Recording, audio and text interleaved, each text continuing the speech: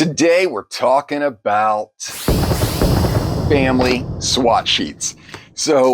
It's been a while now that I have posted a video, and there is always at least one or two comments from y'all asking about my family swatch sheets. And I usually reply by saying, I'm working on them, stick with me, hang in there, they'll be done soon, they're on their way. Well, I'm making this video because they are no longer on their way. They are here. Yes, I've just released them. But before we get into that, let's take a look at these swatch sheets. Now, I have a lot of swatch sheets, and the reason I have a lot of swatch sheets is because I have a lot of color pencils, and the reason I have a lot of color pencils is because I do these types of videos. So whether you have one swatch sheet or you have 100 swatch sheets, I think having them is one of the most important parts to your color session. I think a swatch sheet, and this everything I'm saying is my personal opinion here to put that out, but I believe a swatch sheet is possibly the most underrated part of a coloring session. And we're going to talk about a couple of reasons why that I believe they're so important.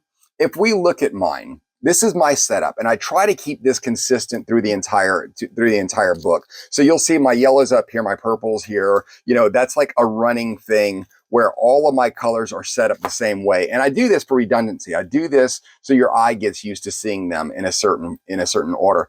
This is the part that, again, this is the difficult part because each creator is going to design their setup differently. And this is because colors can transition differently. So a orange can transition beautifully into a red, but it could also transition perfectly into a brown. There is a natural progression depending on the creator setting it up.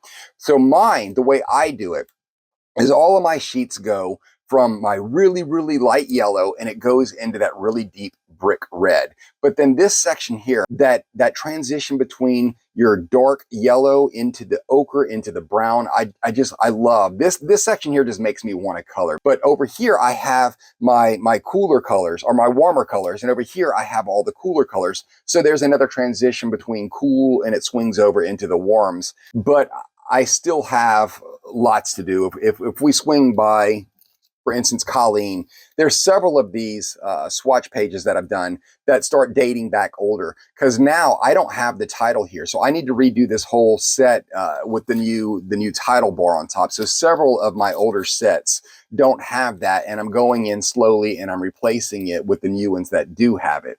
If we look here at Naomi, so this whole sheet needs to be redone. My layout, when I did this a couple of years ago. So my entire layout has changed. Like my yellows, for whatever reason, I have over here. I was still trying to find and develop like my perfect palette. And so this is not it. So there's even a couple of colors that I'm going to probably separate when I redo my Naomi sheet. So little things like that we're waiting for so I could put them in new bundles. I just want them to be perfect. So the first thing I do when after I organize my page, the first thing I do is I organize my pencils. Now I leave my pencils in a certain order when I'm showing them for the video because I want y'all to see the manufacturing order, the way the pencils arrive. But as soon as I'm done with that, I go into them and I start laying them out in numerical order. Now, I've heard it over and over and over. Several people say the same things. Well, I can't do that. My OCD won't let me. Well, I mean, if we're going to go down that road, I could say my OCD is not going to let me put numbers out of order. We learn numbers. When we're in school, we learn how to count all the way to 120. So our sets could be perfect. What they don't teach us necessarily is how to transition a color into another color and the right way to do it. But there is a right way to do numbers. And that's why I lean to that. Speed alone. If I want to use this 115, if my pencils are organized, all the browns are together, I still got to pick them up, each at a time and figure out which one is 115. But if they're in a numerical order, I know exactly where to pick it up from and exactly where I put it back. So again, my focus becomes on the colors themselves, and my focus becomes coloring, the fun of coloring, not trying to figure out and sort through my pencils looking for specific ones. So keep the thing in mind that this is the thing that should be pretty. Your pencils, those are just vessels for the final product, for how your picture is going to look. So don't worry about making your tray of pencils pretty. Worry about this part being pretty, that your eye becomes used to this. So why do we swatch? This right here, this overall, this is why we swatch. This is letting me know everything that Castle Arts has to offer, everything that Cezanne has to offer. It's the palette, it's the complete palette of each set that we could look at in a quick glance and say, oh, okay, this one has a great set of purples, or this has a great set of browns, or a set of grays. It lets us jump from set to set and see exactly every family that that color has. One of the big questions I get is, how do you pick your palette? Like, that's the hardest part of coloring. And it's my hard part too. When I'm looking at a picture, the colors don't always just jump out at me. But this right here is going to make that a lot easier. When I'm staring at these colors all together, broke down into families, it's kind of letting my eye look at groups and say, okay, well, what color will those flowers be? What color will that race car be? What color, will that character be? And you could start seeing what looks really good together and slowly start pulling those colors out to develop your picture. I might grab my base color. I'd say, what color do I want that to be? Okay, I want it to be a fuchsia.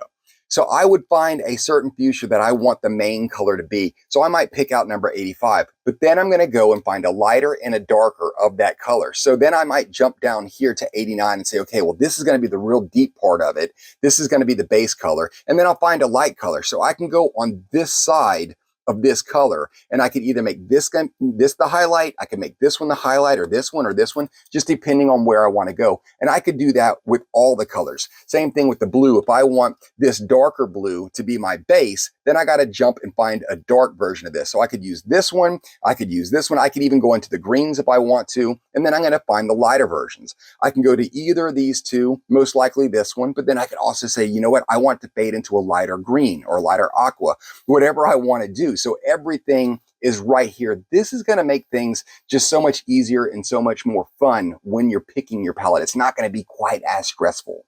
Now, if we're going to go into how to swatch, and I feel like I might be stating the obvious, but just for those of you who don't know, once you print this sheet out, once you get your swatch sheet and you're getting ready to color it, just tell yourself to take your time. You only have to do this one time. Once you get your swatch sheet set up, then you don't ever have to scribble each color again. You don't ever have to fill these boxes in again. You will have every color from that point on to that set. So take your time, go to the top of the box, make your color really dark, really rich. You don't want any of the paper showing through. And as you move towards the bottom of the box, lighten your hand up and let that white come through. The reason we do that, the reason these boxes go from the really true color up top to the light, is it's showing that natural color. It's putting the pastel through. So when you have a really, really dark blue and you can't tell if it's a dark blue or if it's a gray or if it's a black, when it gets towards the bottom of the square,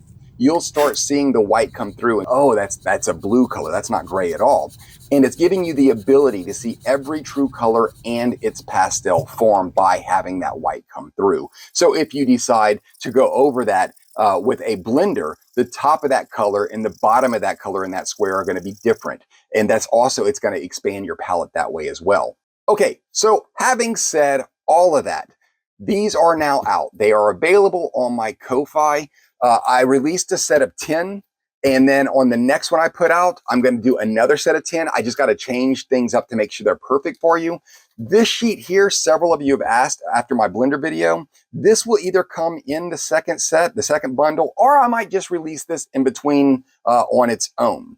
So when we're talking about pricing, so I have been back and forth. I've had so many of y'all write and tell me, do not give these away. You've worked really hard on these. And it's true. I have worked very hard on these, but I just keep on struggling with the price. And I know I've seen other people's prices out there, and I know they could jump anywhere from, $1 to $2 to $5 per page. And those pages usually aren't even labeled. You got to label them yourself. And most of them aren't broke down into families. So I have been struggling on what kind of price I want to put on these. So here's the hook.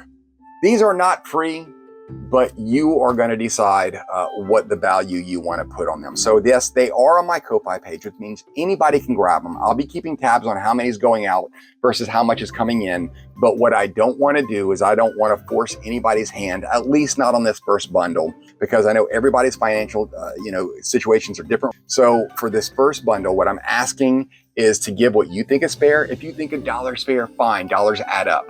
If you want to do $2, $5, whatever you want to do, whatever you think is fair, but they are available. Go check it out on Kofi. If you find some problems with them, let me know, because I need to correct those as quick as I can, and I'll refresh the bundle and put it out. So keep me up to date on what issues you might find, whether numbers are wrong or I mislabeled something on the title part. So let me know.